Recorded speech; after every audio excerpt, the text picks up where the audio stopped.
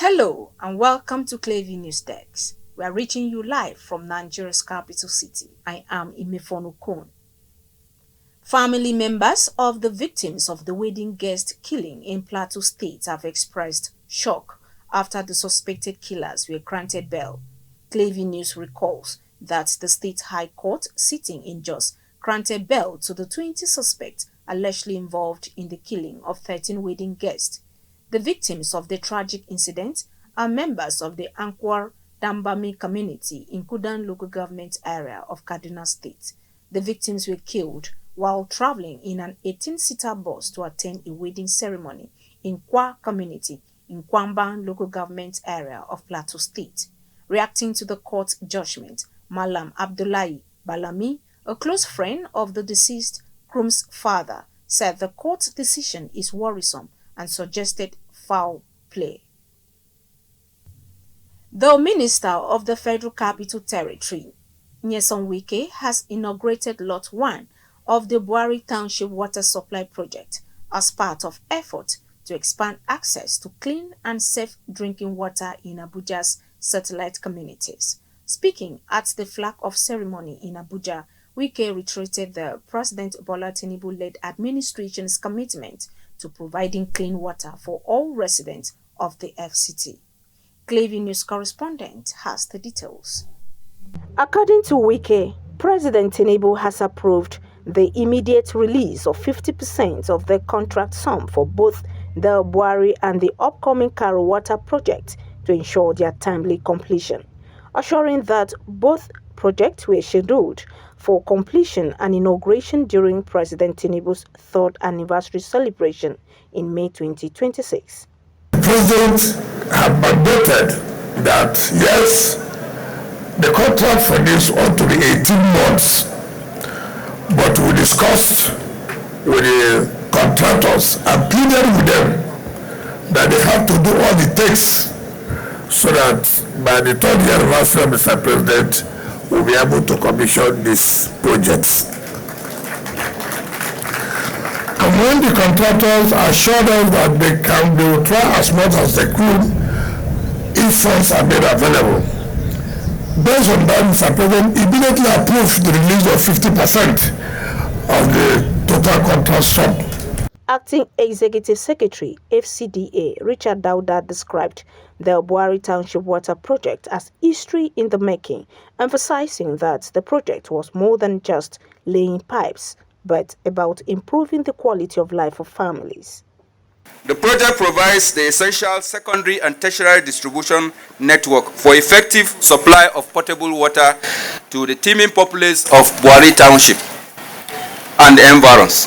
The network is an extension of the just completed Greater Abuja Water Supply Project, which was commissioned in June 2025. Meanwhile, the FCT minister has also unveiled a strategic timeline for future projects, revealing that water projects for the Kuje, Kwali, and Kwakwalada area councils will be concluded in the FCT's 2026 statutory budget.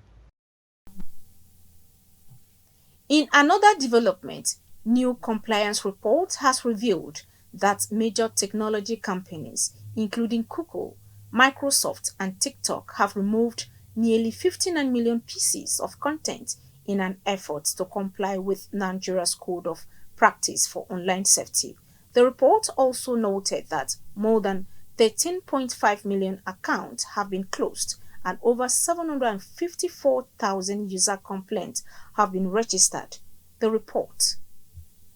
The data was released by the National Information Technology Development Agency, NITDA, in a press release signed by its Director of Corporate Communications, Hadiza Umar. The agency commended the tech giants for their continued adherence to the Code of Practice, which provides clear guidelines for managing harmful content and promoting user safety. NITDA described the report as a significant step towards fostering a safer digital environment and noted that the platform's effort also demonstrates the commitment to fulfilling their tax obligations in Nigeria. The agency concluded by stating it remains committed to working with all stakeholders to further strengthen user safety and promote trust in the country's digital ecosystem. The decision has, however, generated reactions from some Nigerians who faulted the government's approach to the issue, describing it as a violation of human rights. Let me say Twitter is the only place where I know that whatever you say counts. Yeah, your feelings count, your thoughts count, and everything. Social media is, how do I call it? Citizens, journalists platforms where things are not confirmed and they are put right there. However, there are people that might sound right when they kick against a move like this by the federal government. I keep saying that for everything that comes up, there's always a right hand and a left hand. All right? In the internet, we have the dark web, for example, where a whole lot of things happen. In Nigeria, when you look at our social media, there was a time I was wondering if we're not creative anymore, if Nigerians are not creative anymore, because you just see girls that are half naked dancing, and I said, so why did you post it? What's the reason? What's the reason posting things like that? Personally, I'm in support of it. There are some things that shouldn't be on social media, because no matter how you try, that is where our children are getting information. There are some people that really work very hard for their, to grow their social media, because social media has become monetized.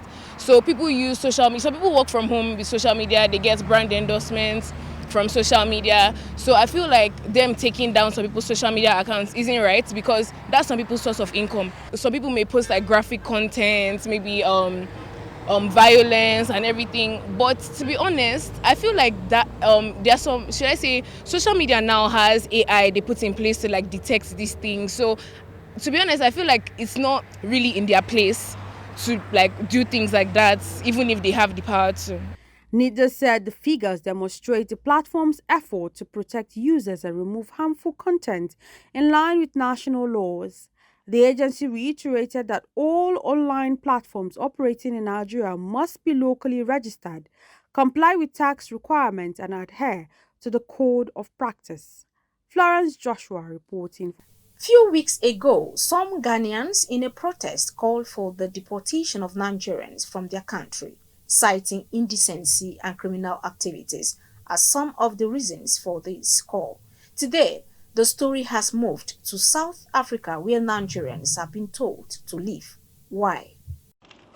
No, this is the Nigerian parliament in South Africa. It's those guys who made their own parliament in South Africa. So this is the reason why we will fight tooth and nail with SA government to get rid of these people. These people must go and fix their countries. They cannot come into our country and start creating their own laws and their own states in our country.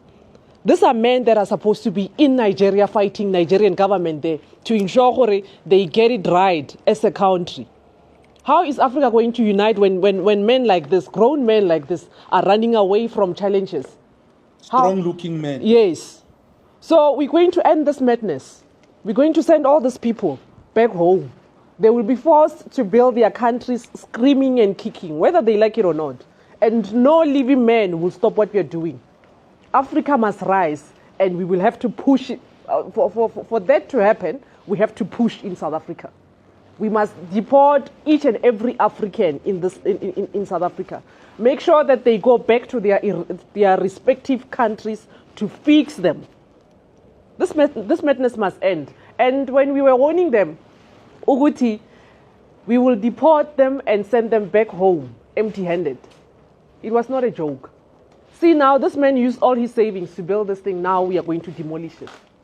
He's going to definitely go back home empty-handed. We are not playing here. And this is the same reasons. That is why this is the same reasons and the same things that they're doing in South Africa. That's why Ghana right now is protesting. Ghana is up in flames as we speak. They don't want Nigerians in their own country. They don't want Nigerians in Ghana right now as we speak. Nigerians went to Ghana and they started to build and establish their what Igbo and traditional what leadership. They said they wanted the king and the kingdom in Ghana. Ghana doesn't want them now. Now they are in South Africa. They want to build their own government. Same thing they're doing in Ghana. They are establishing their own fake parliament in South Africa. This is why we are going to take the very same stance as Ghana. We don't want Nigerians here. We don't want Nigerians in South Africa. South Africans don't want Nigerians in South Africa. They must leave. Veteran Nollywood actor Fabian Adibe has died at the age of 82. CEO of Best Nollywood Born, Seun Oloketuyi, confirmed the actor's death early on Wednesday. The veteran actor was renowned for his roles in several classic films, particularly his performance in the screen adaptation of Chinwe Achebe's Things Fall Apart. As the Nollywood and broader entertainment community mourns his loss, tributes are flowing in from fans and colleagues, describing him as a true legend and hoping his soul rests in peace. And that's the news. You can follow up on latest events and happenings around you via social media platforms on Facebook, Instagram, and YouTube at Clearview News Desk, or via handle on X, formerly known as Twitter, at Clearview Online. Many thanks for watching. I am Imefonu Okon.